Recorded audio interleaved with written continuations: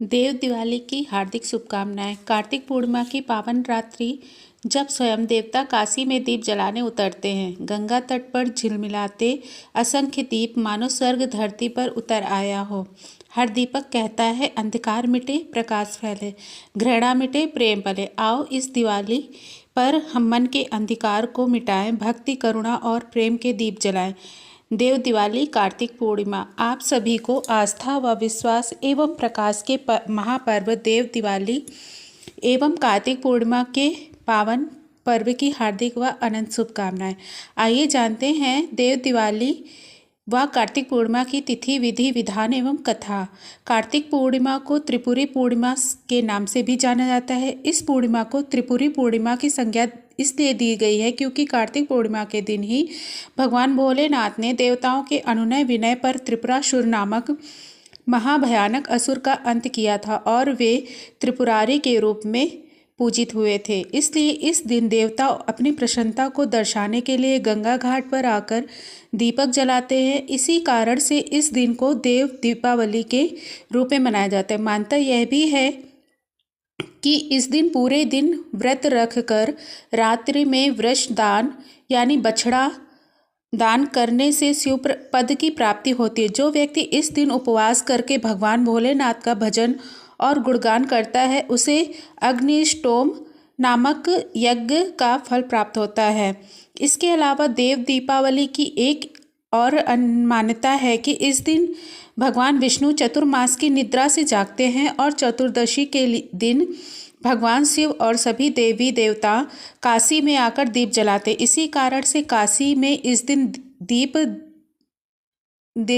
दान का अधिक महत्व माना गया है। कार्तिक पूर्णिमा के दिन इस गंगा स्नान, दीपदान, हवन यज्ञ करने से सांसारिक पाप और ताप का शमन होता है। अन्न धन एवं वस्त्र दान का बहुत महत्व बताया गया है। इस दिन जो भी आप दान करते हैं उसका आपको कई गुना लाभ प्राप्त होता है।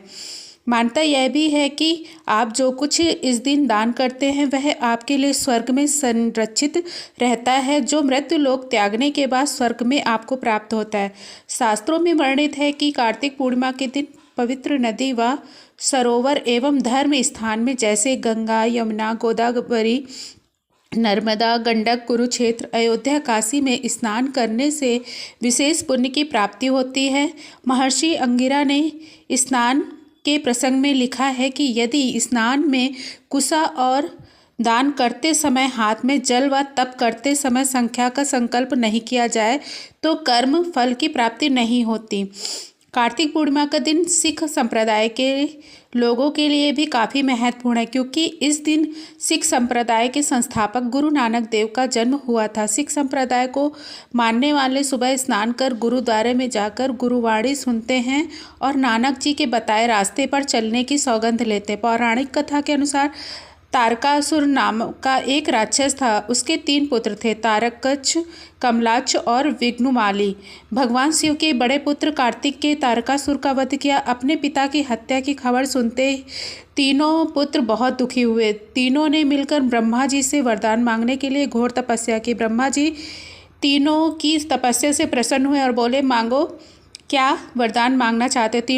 तीनों ने ब्रह्मा जी से अमर होने का वरदान मांगा, लेकिन ब्रह्मा जी ने उन्हें इसके अलावा कोई दूसरा वरदान मांगने को कहा। तीनों ने मिलकर फिर सोचा और इस पर ब्रह्मा जी से 3 अलग नगरों का निर्माण करवाने के लिए कहा, जिसमें सभी बैठकर सारी पृथ्वी और आकाश में घूमा जा सके। 1000 साल बाद जब हम मिले और हम तीनों के नगर मिलकर एक हो जाएं और जो देवता तीनों नगरों में को एक ही बाण से नष्ट करने की क्षमता रखता हो वही हमारी मृत्यु का कारण हो। ब्रह्मा जी ने उन्हें यह वरदान दे दिया। तीनों वरदान पाकर बहुत खुश हुए। ब्रह्मा जी के कहने पर मैं दानव ने उनके लिए 3 नगरों का निर्माण किया। तारकाक्ष के लिए सोने का, कमला के लिए चांदी का और विघ्नमाली के लिए लोहे का नगर बनाया। तीनों ने मिलकर तीनों लोगों को पर अपना अधिकार जमा लिया। इंद्र देवता इन तीनों राक्षसों से भयभीत हुए और भगवान शंकर की शरण में गए। इंद्र की बात सुन भगवान शिव ने इन दानवों का नाश करने के लिए